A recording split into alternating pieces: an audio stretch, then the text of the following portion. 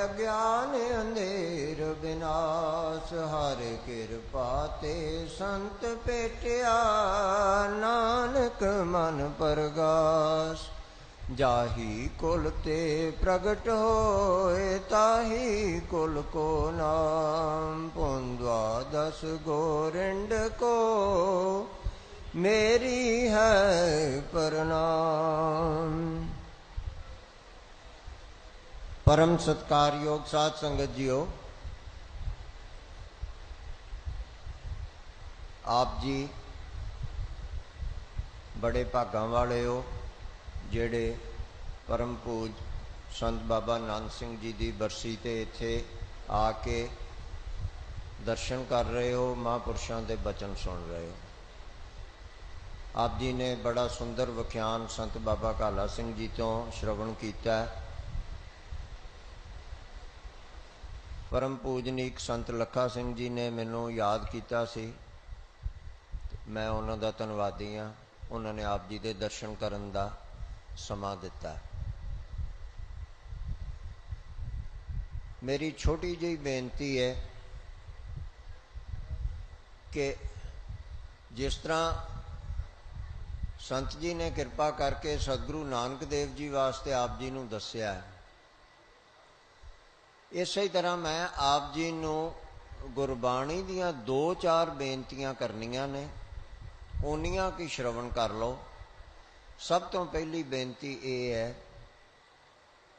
साध संगत जी गुरबाणी विच सच्चे पातशाह ने लिखिया सोरठ राग विच, इक्का बाणी इक गुर इक्को शब्द विचार। इक्को साडा सतगुरु नानक देव, इक्को साडी बाणी, ਉਹਦੇ शब्द नूं ਉਹਦੇ बचन नूं विचार के मनना। सो सब तो पहली गल है आपां इस गल ते दृढ़ होइए कि आपां एक गुरु ते एक बाणी अते एक कोई सिख पंथ। दूसरी बेनती है कि गुरबाणी विच लिखिया विवेक बुद्ध सब जग में निर्मल, विचर विचर रस बीजा।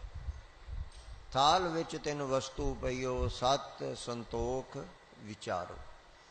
सो गुरबाणी विच सिखां नूं आदेश है कि विचारवान बनो।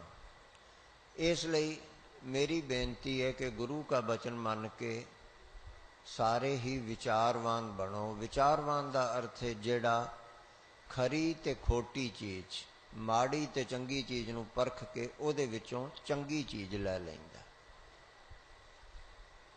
सो विचारवान बन के गुरु का वचन मान के ते तीसरी बेनती ये प्रवान करो कि होए इकत्तर मिलो मेरे भाई, दुबदा दूर करो लिव लाए। सच्चे पातशाह गुरबाणी विच वचन करते ने कि इकट्ठे होवो। कादे वास्ते इकट्ठे होवो? हर नामा के होवो जोड़ी, गुरमुख बैसो सफा विछाए। प्रभु का नाम जपण वास्ते इकट्ठे हो जाओ। सो ये बेनती प्रवान करो जिहड़ी मैं पहली बेनती कीती सी। सारा सिख पंथ एक है, इक्को साडी बाणी है, इक्को साडा गुरु सतगुरु नानक देव है।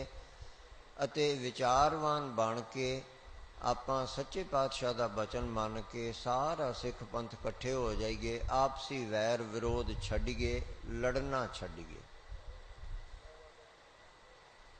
गुरबाणी विच हुक्म है गुरमुख वैर विरोध गवावै, वव्वा वैर न करियो काहू।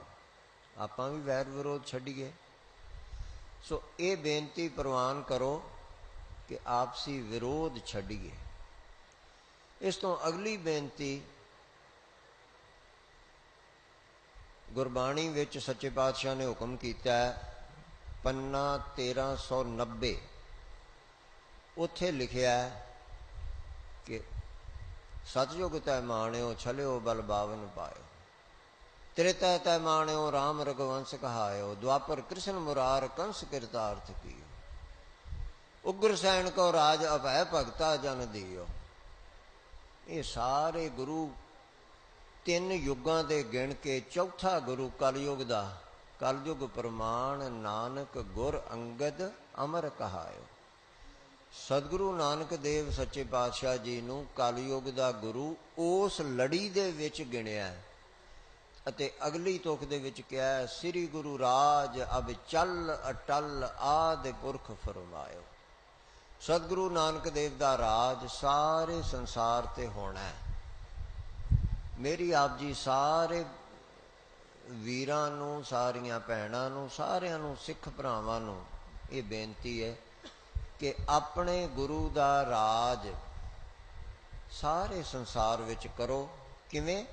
सारियां नाल प्रेम करके, सारियां नूं सेवा करके, मोह के उन्हां दे मन दे विच सतगुरु नानक देव प्रति शरधा जगाओ। आपे ही सतगुरु नानक देव दा राज हो गया। किसी का सिर वढ़ के नहीं, मन वढ़ के, भाव मन जित के राज करना है कि सारे ही आखण मेरी सतगुरु नानक देव ते शरधा।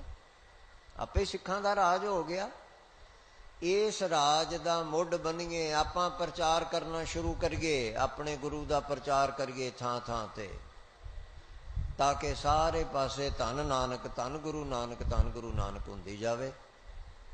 अते गुरबाणी विच जो बचन सच्चे पातशाह ने कीते ने उहदे अनुसार सिख दा असली स्वरूप अंदरले कर्म उच्चे होने चाहिए ने। सिखी गुरबाणी अनुसार बाहरले स्वरूप नाल नहीं।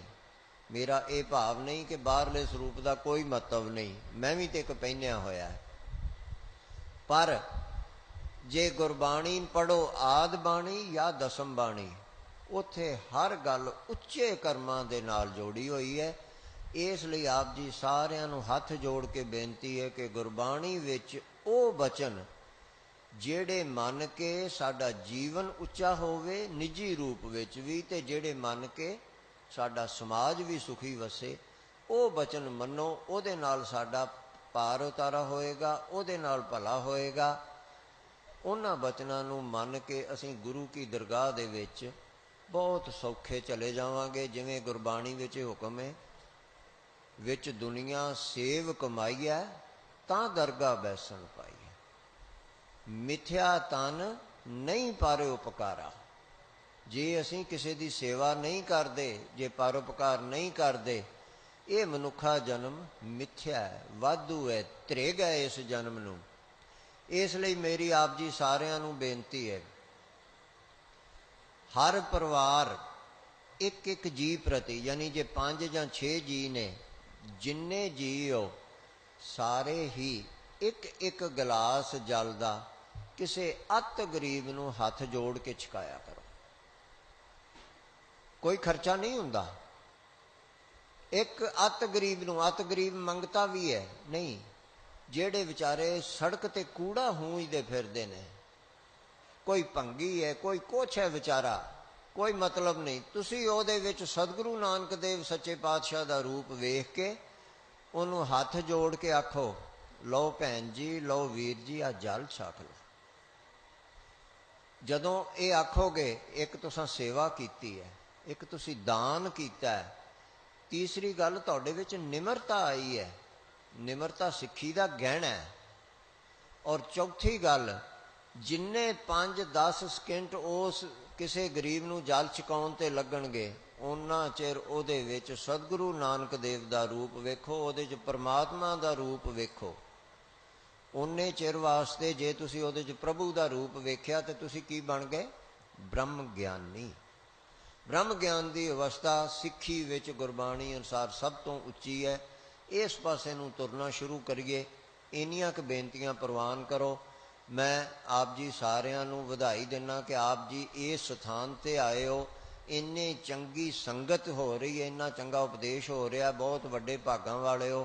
संत बाबा लखा सिंह जी का बहुत बहुत धन्नवाद करदा जिन्होंने आप जी के दर्शन करने का समा दिता है। इन्हां शब्दों नाल ही समाप्त करदा।